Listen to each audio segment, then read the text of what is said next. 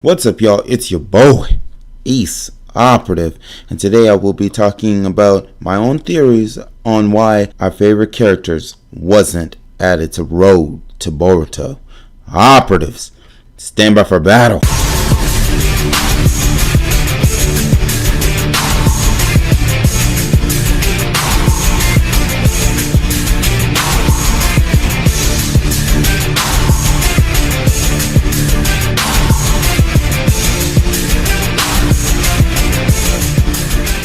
So we have heard from Naruto video games or the representatives of Bandai Namco or CC2 about when it comes down to creating characters that it takes a lot of time. Honestly, here are my opinions about it. I understand it really does take time. I understand that when it comes to character design, being able to put the character into the game, that takes a lot of work and effort. They had the manga as well as the anime to pull from, as well as popular polls talking about, specific characters that people would want to have in the game, as well as hearing from us when it comes to adding characters that we would want into the game. Some people say, oh, Bandai is just lazy. Hey, even I've said it. I feel like that a good number of times. The only reason why I said that is because, one, they had all this time to develop the game, but now, like a lot of people's hopes and dreams are not, a lot of people's characters that they've been calling for, it's not going to be in it. And I've also been reading the comments on why people would want some of their favorite characters, such as Indra, Ashura, as well as the Genkaku brothers in the game as well as the fan favorite Tonari, him being added to the game. But ever since the last DLC that was announced when Storm 4 came out, there hasn't been no word from CC2 on whether they're going to add him. It makes me wonder,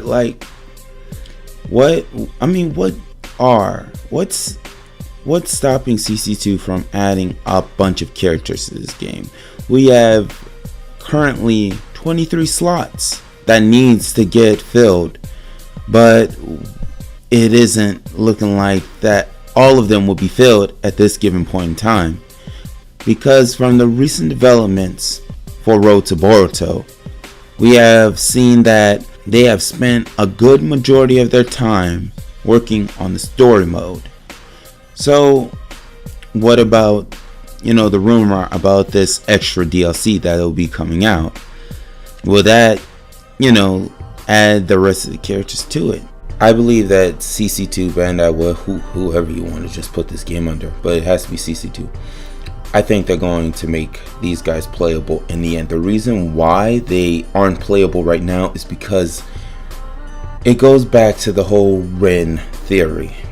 And if y'all don't know about the WEREN theory, I can explain real quick.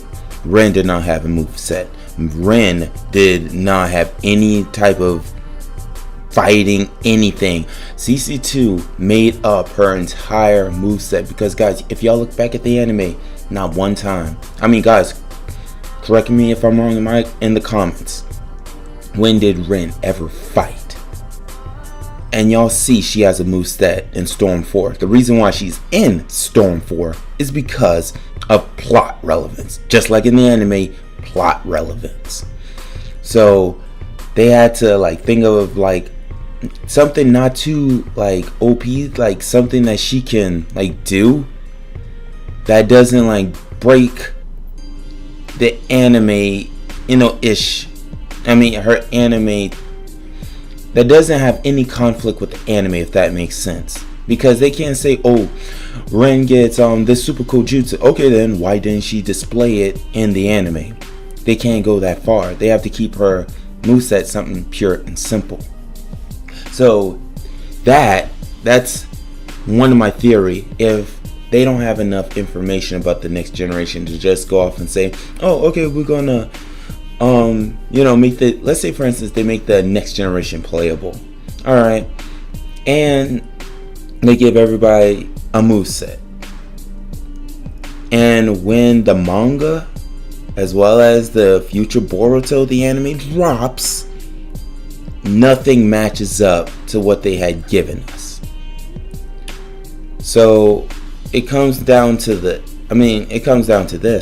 Do you guys want them to make some type of lousy moveset, or for them to wait and get more info before they can, throw a moveset on a character, which wouldn't make any sense?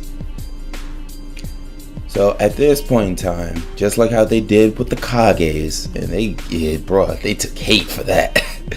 Just like with the Kages, right now it's going to be a waiting game, because they don't want to just throw any type of moveset onto a character that they don't know that much about. There's that theory.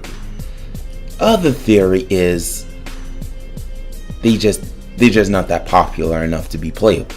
And guys, yeah, that's debunked, because too many people. This is the next generation.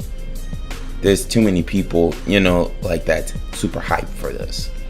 So I don't have a third theory about it, but I just want to go off and say that the next generation, I really do believe, if in this upcoming DLC, because if they're not in the DLC as of right now, because it's going to take time, and yes guys, I'm still salty because they say it's going to take time, but they actually developed like 10 characters for Naruto Storm 4 within the year of Revelation. Revolution came out, so they had time, but they dedicated a ton of time to story mode. And guys, I'm sorry, story mode looks nice as crud, but it's not what people are going to be playing long term. But I think, guys, right now we just gotta wait. Let CC2, let Band, whoever these people are, let them just go ahead and just drop the game. Get people, spectating back. Allow them to get more time, get more information about these characters, and then we're going to have them playable. That's my theory. It's not confirmed, but I really do believe if they're going to pull this type of story mode thing on us, that they are waiting for more information before they just go ahead and throw a moveset on. That's how I feel about it. Now, when it comes to Tonari, Indra, Ashura, I am not sure. I'm not gonna.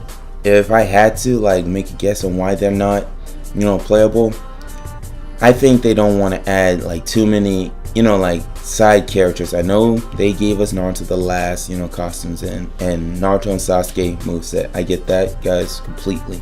And also, guys, y'all have to understand, when it comes, since we're throwing the Last in there, I'm gonna also talk about Mecha Naruto as well. Not in a negative light anymore. I already got everything out of my system when it comes to Mecha Naruto. But Mecha Naruto was super easy for them to just add into the game. Like I told you guys earlier in all my videos, they copied him from Revolution. So basically they just want to bring almost all of the characters back into the Storm games. Like if a character was missing in the missing in this Storm game, they want to add him now to make sure everyone knows that this is the final Storm, and the final Storm should have all the characters from before. Now I'm still thinking that they're gonna add Lars in some type of, he was in Storm 2, even though maybe there's a license with Tekken that they might have to go through again in order to bring him, pull him into Storm 4, but unless his code was never in there in the beginning. But it's not hard for them to do that because they made a whole moveset for Lars. They gave him as well as an ultimate and an awakening. So you can't say that this dude is not in the game as well. But guys, when it comes all down to this, guys, let's put down our pitchforks. Let's put down everything. Let's wait and see what CC2 is going to do, because it is very obvious that they did the Boruto DLC only for the story. The story mode was what they wanted to get out to people. And don't forget, a lot of other people, that play the Storm games, they don't, they just play the Storm games for fun.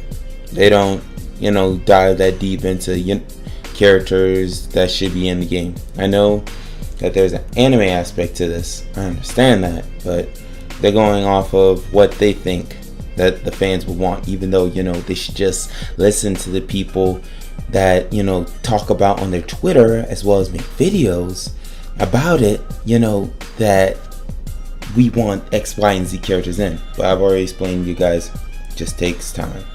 And it has to be like a popularity vote, and they have to have information to back up this character. How they tie into the game, it wouldn't like add up. They'll have to add more story to the game in order to explain why they're in the game. Because a lot of these characters, except the Naruto the Last characters, have big relevance to the Storm franchise. Thank you all for watching, and let me know what you think in the comments section below. Operatives, move out.